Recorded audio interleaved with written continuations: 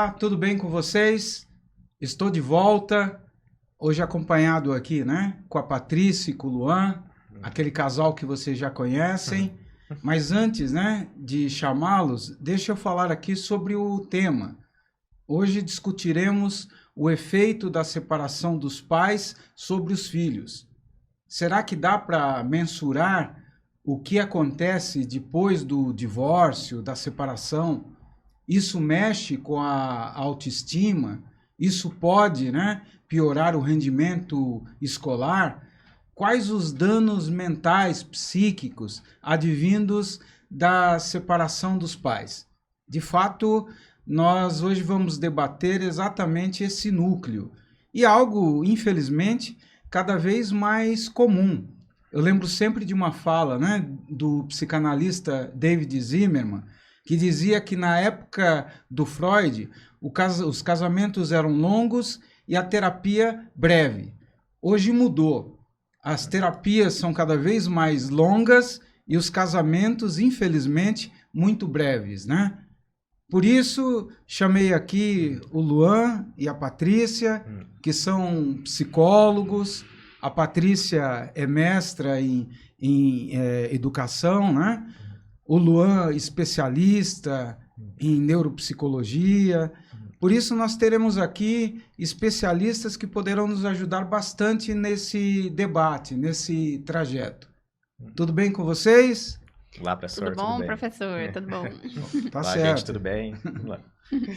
Como sempre, eu montei um roteiro para que não nos percamos aqui, né? Sim. O roteiro foi montado a partir de algumas perguntas que achei crucial. A primeira pergunta é: qual o impacto da separação dos pais na autoestima dos filhos? Dá para mensurar isso? O que é que vocês sentem no consultório, né? Quem quer começar, fique à vontade. É um momento de muita insegurança para a criança, porque, querendo ou não, é uma mudança muito substancial para ela. Tanto para os pais que se separam, que tem toda uma quebra ali de rotina, é uma série de coisas que muda, e para a criança também. Principalmente para a criança, porque é um momento de muita incerteza. E nisso a criança ela fica muito insegura perante a tantas coisas novas que a aguardam. E até um detalhe interessante, né, que o professor havia mencionado, é a questão do rendimento escolar, né? Algo também que é muito presente. Então, geralmente acontece, né, a questão ou da ameaça de separação ou da separação, e o rendimento, né, da criança, né, já cai em conjunto. Então, é uma queixa também muito presente, às vezes associada até baixo rendimento escolar e essa parte também das dificuldades de relacionamento com os pais, né?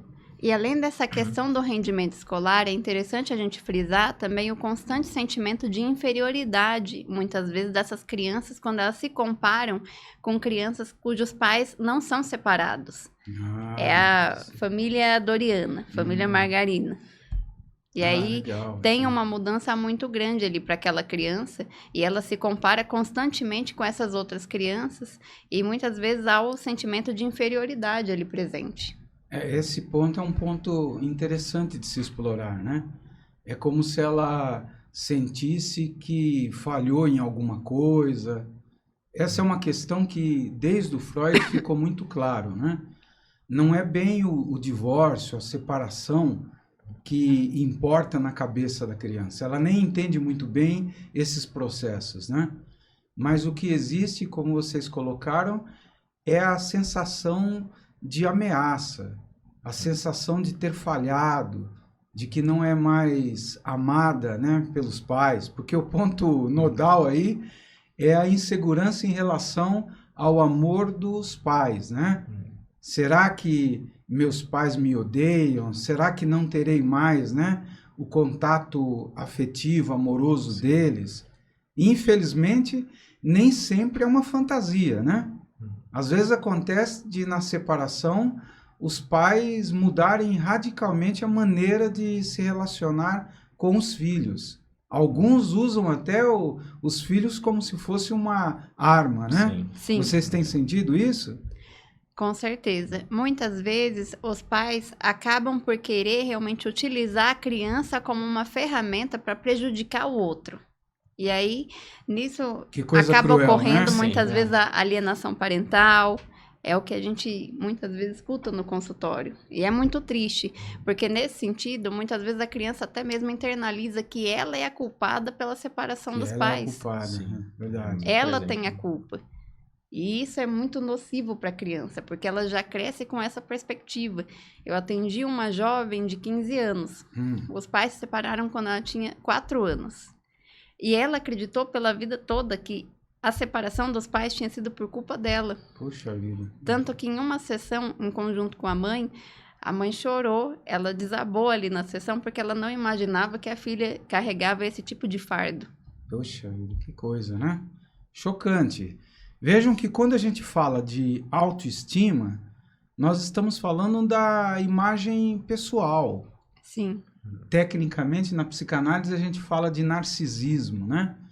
O narcisismo da criança é afetado, a sua autoimagem é colocada em xeque.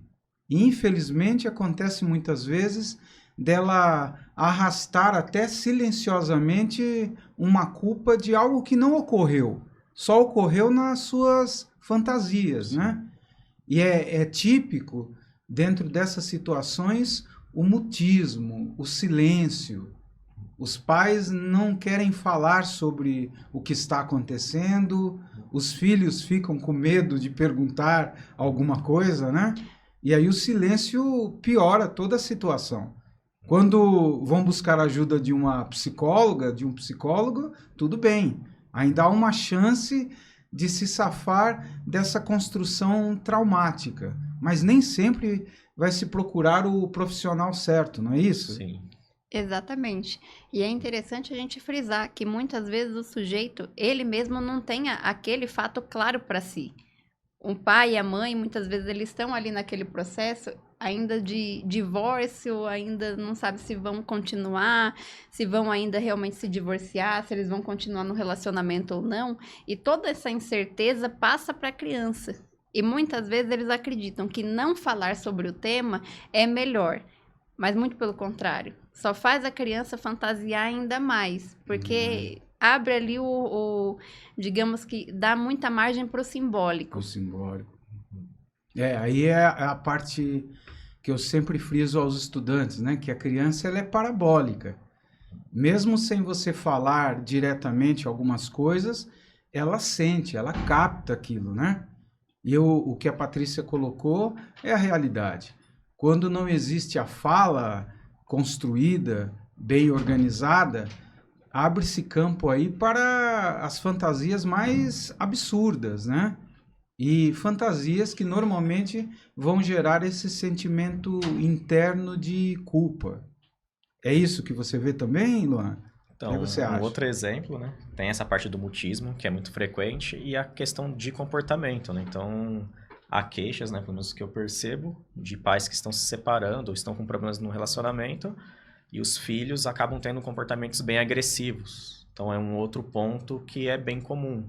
Então, tem toda essa parte de ele não entender o que está acontecendo, ele desconta na parte da agressividade e tudo. Então, é um outro Até ponto, para chamar né? atenção, né? Sim, provavelmente. Na também. escola, ele quer ser visto de qualquer forma. O amado ou odiado é melhor do que esquecido, Sim. né? Então, Essa é uma coisa aquela história do interessante. 8 a 80, né? Ou a criança fica muito quieta, ou então ela acaba tendo esses comportamentos agressivos, né? Ou ela direciona para si, ou até para outras pessoas, né? É muito comum quando a gente recebe esse tipo de queixa. Né? Tá certo. Vejam que mexe, então, muito profundamente na autoestima, né? De como a pessoa se interpreta. E quando os pais não sabem lidar com todo o processo, fica ainda pior, né? Porque a criança começa a justificar a partir também do comportamento estranho dos pais, né? É aquela questão dos pais brigarem, se odiarem, mas acreditarem que a criança não está percebendo Sim, nada daquilo, sempre né? é assim, né? Eles estão brigando em um cômodo, a criança está no outro, Tá no né? outro. Tá escutando tudo, né? Na vida prática, não é assim, né? A criança, ela sente o desamor, sente todo aquele peso, né, da separação, muitas vezes quieta. Mas esse quietismo não quer dizer que ela esteja bem, né? Muitas vezes há todo um processo de adoecimento silencioso. Sim. Por isso a necessidade de buscar muitas vezes a ajuda profissional, né? Sim. Um psicólogo, um psicanalista, alguém, um terapeuta que possa ajudar a criança a vencer essa transição. Sim. Porque é algo que não pode se evitar. Em alguns casos vai acontecer mesmo a separação ou o divórcio, ou mesmo a criança vai para o consultório depois de ter acontecido, mas ela precisa de pessoas para ajudar ela a vencer, passar, né, essa transição. Vocês pensam assim? Então, porque nesse sentido, até como você falou, professor, é interessante a gente ressaltar que não necessariamente um casal precisa continuar com um relacionamento. Se o relacionamento não está dando certo, se aquela dinâmica já está sendo não saudável, está sendo nociva, tanto para eles como também para a criança, o certo é de fato que ocorra a separação. Mas como ela ocorre que precisa ser de fato pensada.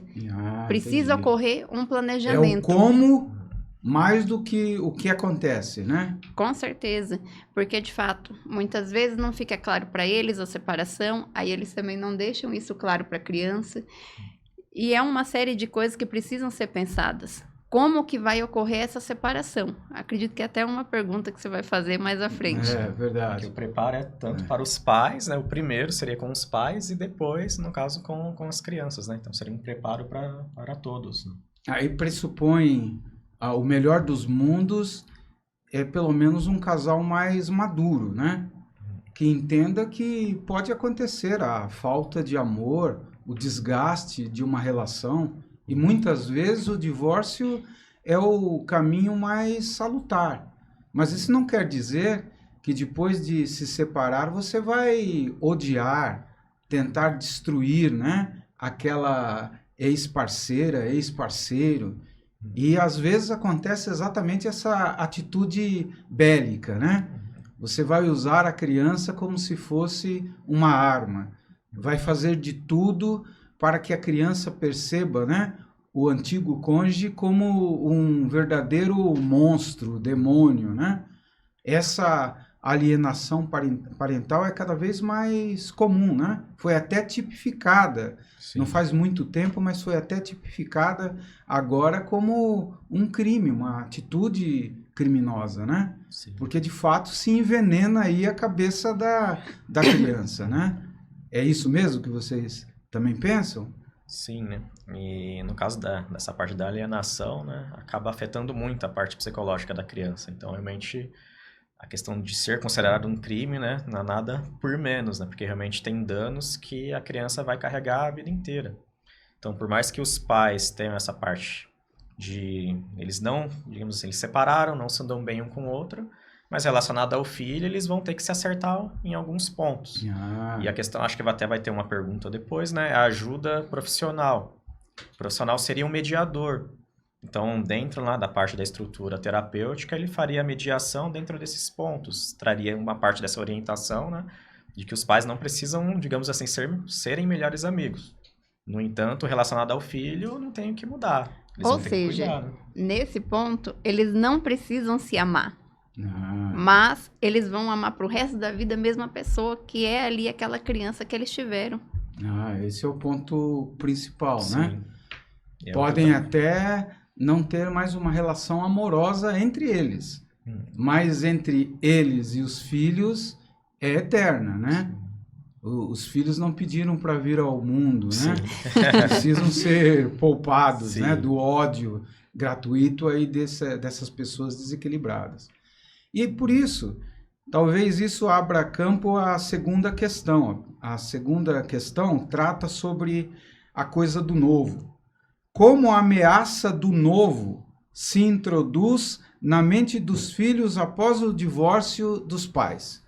Eu falo aí, a ameaça do novo é a dinâmica, a rotina muda, né? E a criança logo começa a se questionar. Qual é o lugar que eu vou ter nesse novo mundo, nessa nova família? De repente a mãe começa a namorar com um outro parceiro, o pai, e a criança fica profundamente amedrontada em relação a essas possibilidades do novo, né? Como é que vocês sentem isso? Essa parte, tanto dos novos parceiros, né? É uma questão que passa muito na cabeça dos jovens, né? Tanto que alguns até não gostam da ideia, né? Dos pais terem novos relacionamentos, né? Já faz de tudo, né? Pra sabotar, pra né? sabotar. Sim, eles falam de uma maneira muito convicta. Eu não quero que você namore, você tá proibido de ter um namorado, uma namorada, seja o que for. Porque internamente ainda percebe, né? Essa questão de ter aquela fantasia de quererem os pais juntos, né? Também essa outra estrutura, né? De que quando tem novos parceiros, a tendência é de ter novos irmãos, né? Então, às vezes, é o filho único, do dia para a noite ele tá lá cheio de irmão também, né? Então, são situações que precisam de adaptação, né? E dentro do trabalho terapêutico a gente tem material específico para esse tipo de situação. A parte também da rotina é algo que precisa ser trabalhado, porque na casa do pai vai ser de um jeito, na casa da mãe vai ser de outro. E geralmente são situações bem opostas, né? Então o pai vai querer de um jeito, a mãe vai querer de outro. Às vezes até esse foi o motivo do término do relacionamento, né? E a criança ela precisa ser adaptada, porque dependendo do regime, né? Final de semana com o pai ou com a mãe, segunda a sexta, etc e tal, vai precisar dessa adaptação, que é muito difícil, né? Sim. Que pressupõe até um trabalho com os pais, né? Sim. Para que eles entendam também os papéis, aquilo que devem fazer para minimizar, né? Sim. Alguns possíveis traumas. Então, a terapia, nesse caso, não fica circunscrita só à criança, os filhos, né? Os pais também precisam participar ativamente. É Sim. isso? Sim, e nesse ponto até deixar claro também o tempo que a criança vai ter ali com cada uma das figuras. Porque uma das coisas que a criança muitas vezes se questiona é isso. Ué, mas e o meu pai? Quando que eu vou poder ver? E a minha mãe? Quando que eu vou poder estar com ela? Querendo ou não, são todas coisas que ficam ali, muitas vezes, acabam passando batido, vamos colocar dessa maneira, acabam entrando ali em meio àquele turbilhão e que é básico, mas mesmo assim, muitas vezes os adultos acabam não se colocando no lugar da criança para pensar sobre essa perspectiva. E a criança se pergunta, quando que eu vou poder estar com eles? É muito importante que haja essa definição em meio à rotina. Quando que a criança vai estar com o pai, quando que a criança vai estar com a mãe. E é interessante até mesmo a questão de um calendário, deixar ali muito claro, para que a criança tenha essa perspectiva de certeza. Ela vai estar com as duas figuras, independente do que aconteça. Ah, muito bom. E veja que o vazio que ela percebe, né, nessa nova situação, acaba por precipitar uma espécie de luto, né? Ela está perdendo um vínculo que era estável, que era previsível, e precisa, como o Luan colocou bem, né, se adaptar. E a adaptação é sempre muito dolorosa, não é isso, Luan? Sim. Até porque a criança ela acaba pegando um jeito, né? Geralmente ela vai se identificar mais com o jeito do pai ou da mãe, né? E dependendo ele vai ter que mudar. Então há situações também que essa adaptação ocorra de uma maneira um pouquinho conturbada. Porque a criança está com um costume, depois ela vai para uma outra residência, tem que mudar horário de dormir, horário de se alimentar. Então, é todo um trabalho que também deve ser feito com a criança. E, como a Patrícia disse, também com os pais, né? Porque não é fácil, né, mediar um pouco dessa situação, né? Geralmente a gente tem que chegar na regra do meio termo.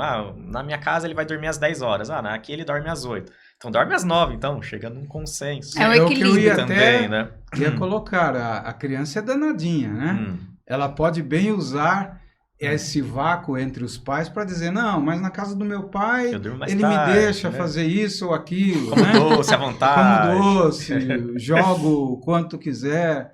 Então, nesse sentido, os dois devem ter um discurso harmônico, né?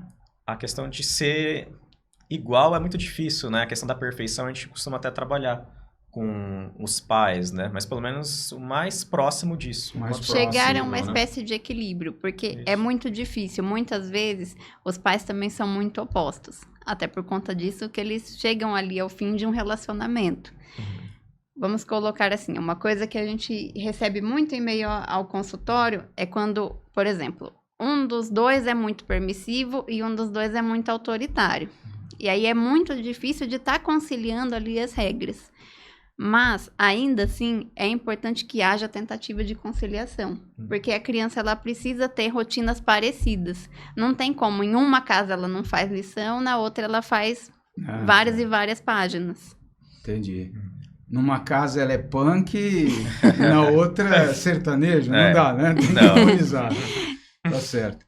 Aqui a terceira questão lida exatamente com isso que já foi tocado superficialmente.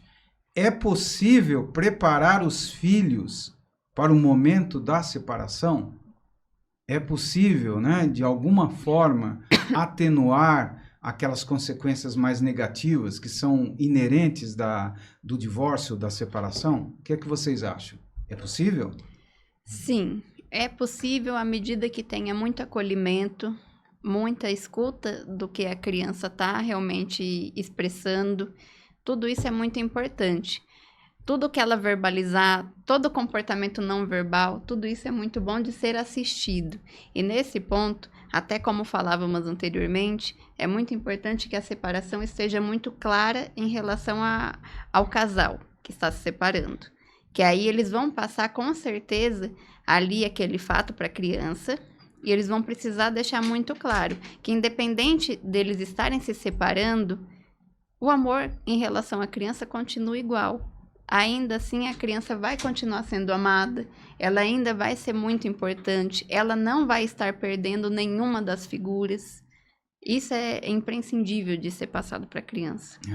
É a parte da psicoeducação, né? Que seria mais ou menos instruir, né? Dessa parte. E até essa questão, né, não é muito comum, né? Mas deveria ser a parte do preparo dos pais, né? Então, muitas vezes os pais levam a criança já tendo essa questão do divórcio. Então, o ideal seria um passo, né, atrás e ter esse preparo, né, eles receberem algumas instruções, depois iniciar o trabalho com a criança, deveria ser feito com um pouquinho mais de calma. Mas é muito difícil, né, geralmente já ocorre o divórcio, passa um tempinho, geralmente é ou o pai ou a mãe que leva a criança, geralmente não tem um consenso, né, se deve ou se não deve levar. Então, isso tudo acaba influenciando um pouco também nessa parte dessa temática, né? É porque são paradigmas, modelos que entram em contradição na hora da separação, né? Os próprios pais se sentem mal porque sabem que o ideal da criança são os pais sempre juntos, aquela família, né, que permanece unida. Não há, né, dentro do paraíso essa possibilidade da separação. Infelizmente, nós não moramos no paraíso, né? Nós moramos num mundo real em que cada vez mais os divórcios são comuns, cada vez mais as pessoas se separam, né? E as crianças não podem receber essa carga de indefinição dos adultos, né? É isso que vocês estão dizendo? Essa parte do preparo, né, é interessante para não levar a criança a fantasiar tanto. Então, se você já trabalha isso no começo, esse processo, né, os pais estão se separando, vai ocorrer isso, você já faz um trabalho com uma linha um pouco mais previsível, do que deixar a criança fantasiando, né, que nem no caso da Patrícia contou. A adolescente, né, 15 anos, que depois a mãe foi saber depois de todo esse tempo, né, sobre aquela fantasia da separação. Então, se você já faz tudo isso no começo, é muito melhor do que deixar a criança fantasiando, os pais fantasiando em conjunto, né? Sim, e nesse ponto, por que também precisa estar muito clara a separação para os pais? Por que eu bato sempre nessa tecla? Porque se eles se separam, mas depois eles voltam, aí se separam de novo e voltam de novo, isso causa uma ilusão muito cruel para a criança. Porque ela imagina, ela cria esperança de que o pai e a mãe vão reatarem o relacionamento, que eles vão realmente voltar a ser um casal, e do nada ele se perde tudo. Entendi. Do nada, aquela ilusão vira ali algo muito cruel. Uma decepção, Uma né? decepção. É uma frustração muito forte ali para a criança. Entendi. Tem a parte dos modelos, né, de que essa criança vai internalizar, né, como forma de relacionamento. Então, imagine como ela vai reproduzir isso no futuro, né? Então, é comum essa questão de ficar um mês casado, depois descasa, depois casa de novo, aquela relação meio chiclete, né? E acontece muito, viu? É impressionante. É muito comum, infelizmente, até por fatores culturais. Sim. A mãe está sempre com um parceiro diferente, né? o pai, muitas vezes acontece de ter diversas parceiras e acaba expondo também a criança a toda essa variedade, né, inconstância, que nesse sentido identitário pode ser bem ruim, né, pelo que vocês estão dizendo. Sim, porque nesse ponto, o pai e a mãe precisam ter sempre em mente que, ao ponto que eles elegem ali um novo parceiro, eles estão elegendo ali um padrasto, uma madrasta. Ou seja, é uma nova figura que está adentrando a vida daquela criança. Ou seja, existem ali inúmeras expectativas que se criam para aquela criança daquela nova figura. É como se fosse um segundo pai, uma segunda mãe. E aí, se há a troca constante disso, é um vínculo que se perde. E ali são lutos e lutos que a criança é submetida muitas vezes e sem necessidade. Nesse sentido, mesmo tendo um outro parceiro, há toda uma carga, né, afetiva que precisa ser preservada, né? Você não pode colocar qualquer pessoa na sua vida só como se fosse um esporte. Que faça isso fora do vínculo propriamente familiar, né? Quando se introduz aí um padrasto, madrasta, a coisa fica mais séria, né? Sim, e nesse ponto não é como se os pais não pudessem viver a vida deles como eles bem querem. A questão não é essa que está sendo debatida. O indivíduo pode ter o número de parceiros que quiser, mas a questão principal, que isso não seja passado para a criança dessa maneira tão banalizada. Que se preserve a criança, né? Sim. Isso não leva à situação do começo, né, aqui do podcast, ou embotamento ou queixas de comportamento. Isso é muito típico. Acontecer o divórcio e aí cair o rendimento escolar, a criança começar a espancar, bater nos coleguinhas. Sim. Acontece muito isso? Sim. Às vezes é até o motivo, né, que os pais procuram. Às vezes até de maneira indireta, a situação do divórcio tem essa questão escolar. Depois, quando chega, vai fazer a anamnese, as primeiras sessões, daí a gente tem esse entendimento, né, de que é uma queixa relacionada ou a um divórcio, ou os pais estão se separando, ou estão com sérios problemas no relacionamento. Então, a ponta do iceberg é essa, ou é queixa comportamental, questões da escola, às vezes é até a própria escola, né, que pontua, né, fala, vai procurar um profissional, tá acontecendo isso, isso e isso, né. Sim, e quando até acontece por isso é o melhor, né? Sim, e até por isso que é tão importante a gente ter em vista a psicanálise, que a gente vai procurar a origem de fato ali daqueles sintomas. Não tem como a gente se apegar apenas à questão ali do sintoma. O rendimento escolar que está sendo abalado, aquilo é apenas a ponta do iceberg. A gente precisa analisar o que está ocasionando essa dificuldade da criança de aprendizagem. O que está fazendo a criança não ter um bom rendimento escolar. Entendi. Que nesse caso é também um distúrbio no vínculo, né? Ela não está conseguindo se vincular adequadamente à escola, aos conteúdos, né? E isso pode ser um desdobramento de outros vínculos abalados, né? Sim. Aí nós temos aqui a quarta parte. Qual é o papel positivo que uma terapia ocupa nesse momento de crise? Aí, lógico que nós já tocamos minimamente nessa questão, mas qual o valor propriamente de uma terapia? Basicamente, está se buscando uma ajuda fora daquele núcleo afetado, né? Sim. Uma pessoa no externo que vai ajudar. E por que ajuda? Qual é a vantagem de uma terapia? Então, primeiramente, como a gente observou, a questão da adaptação. Isso não foge. Como a gente havia dito, geralmente um dos pais que trazem a criança. Então tem todo aquele trabalho de adaptação, ver a disponibilidade da outra parte também. Então tem alguns fatores de início que influenciam. Mas quando tudo dá certo, né? Que é o que a gente geralmente espera, né? Os dois, né, pais participam da terapia, tem a parte da criança, tem uma orientação, tem um ajuste de horário. Geralmente a gente trabalha com tabelas, né? Então faz uma tabela que tenta aproximar o máximo possível dessa nova rotina da criança. Daí tem um trabalho com a criança sobre a parte das projeções dela, das fantasias, demonstrar que independente dessa parte da separação, os pais se importam muito com ela.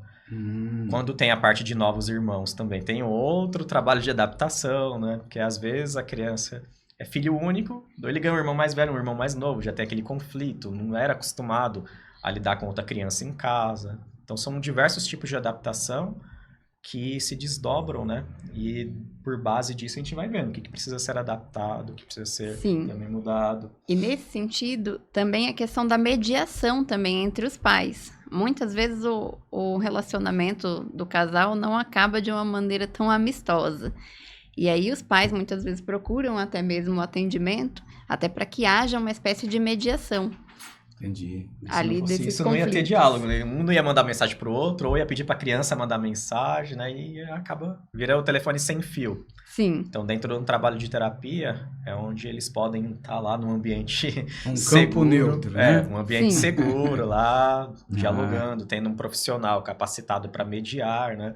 Quando vê que a coisa tá esquentando, já vai media, já coloca panos quentes, até chegar num ponto de consenso. Esse é um ponto que toca na questão do setting, né?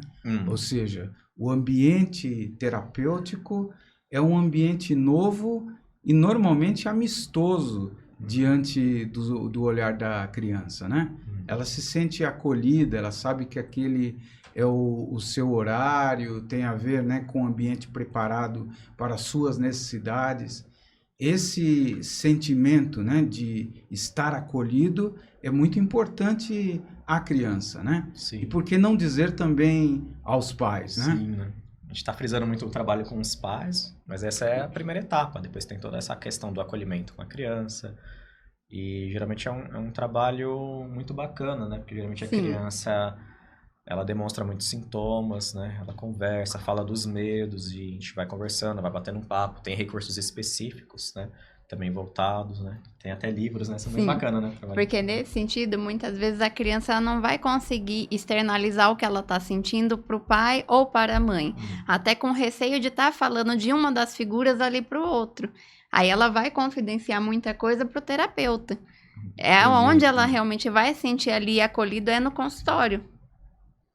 Até porque a figura do terapeuta é essa figura neutra, né? Sim. Ele não está ali como um juiz com um chicote na mão, né? Para penalizar ninguém. Somos imparciais. Né? Aí há imparcialidade, há o acolhimento ao mesmo tempo, né? Fazer com que os pais entendam, né, que o divórcio é sempre uma possibilidade humana, mas isso não pode significar um apocalipse, né? Sim. O pior, o fim do mundo, né?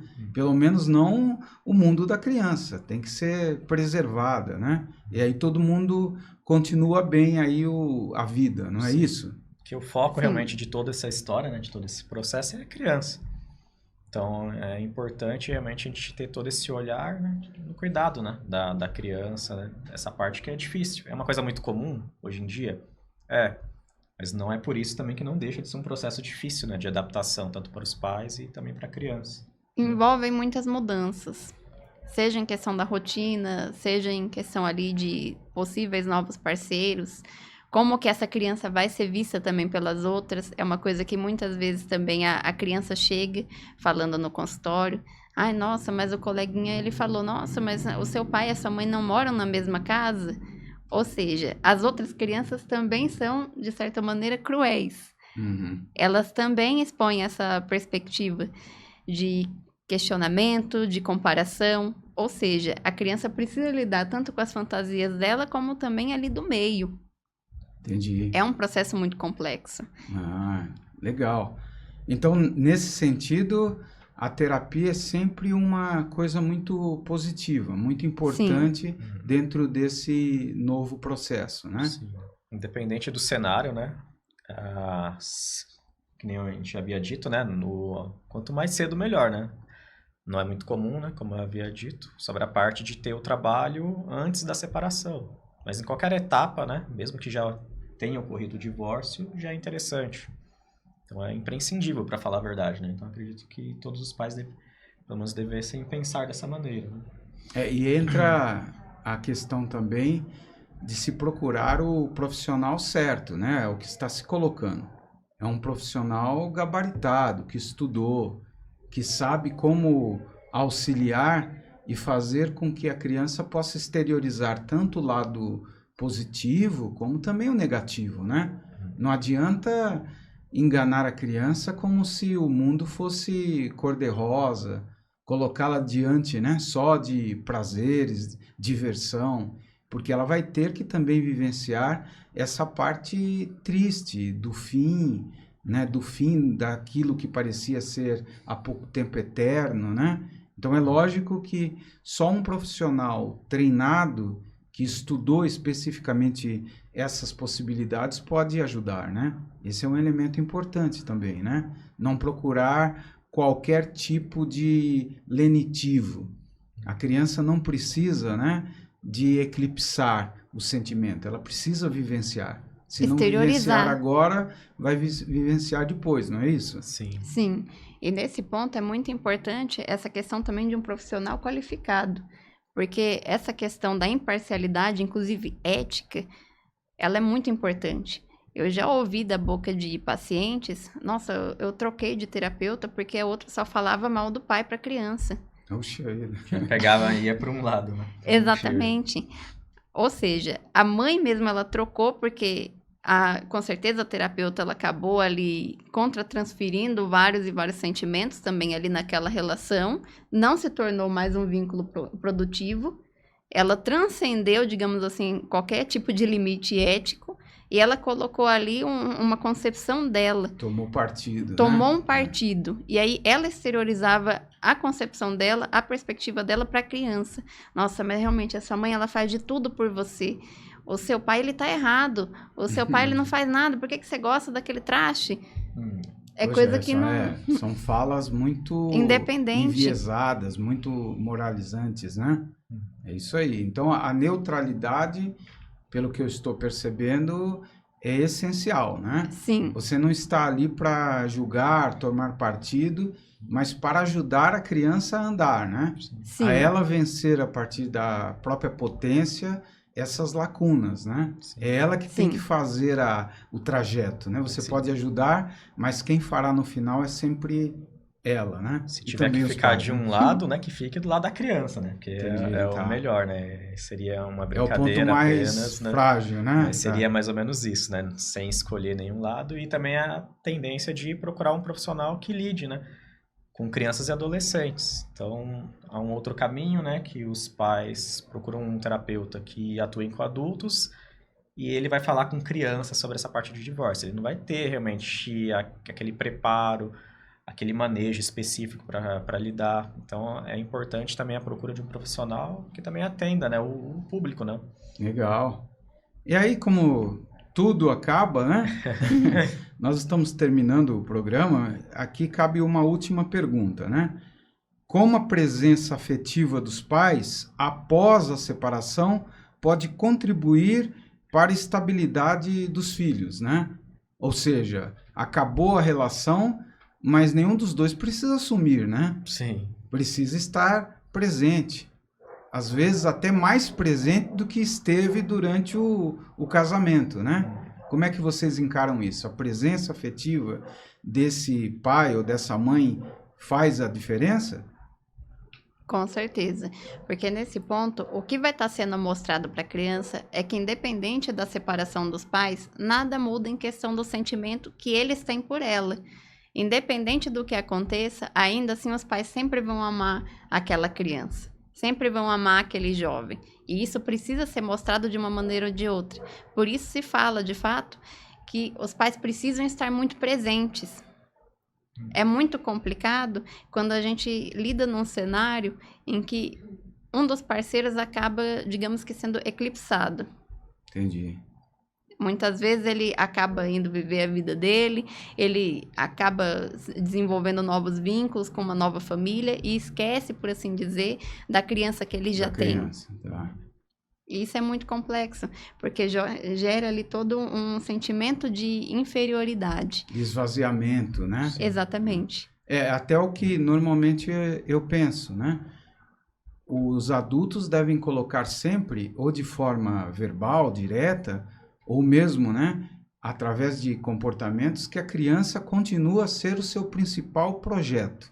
Sim. Ele pode até ter outros projetos, né, ter outros sonhos, mas a criança deve ser o principal projeto.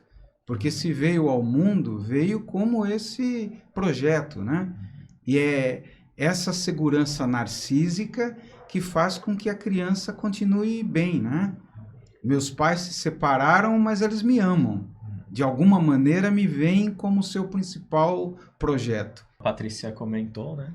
Realmente a mesma opinião. E como a gente já havia dito, né, no início do podcast, né, os pais eles não precisam realmente serem os melhores amigos, mas que se ao pensarem, né, nessa parte da criança, pelo menos tem pontos em comum, que seria essa parte do amor, né? Então, tendo isso, eu acredito que já seria um bom começo. A parte do amor aí tem uma relação direta com a presença mesmo, né? Isso. Ou seja, diz que ama, mas desaparece, né? Não dá as caras, a criança vai sentir esse vazio, né?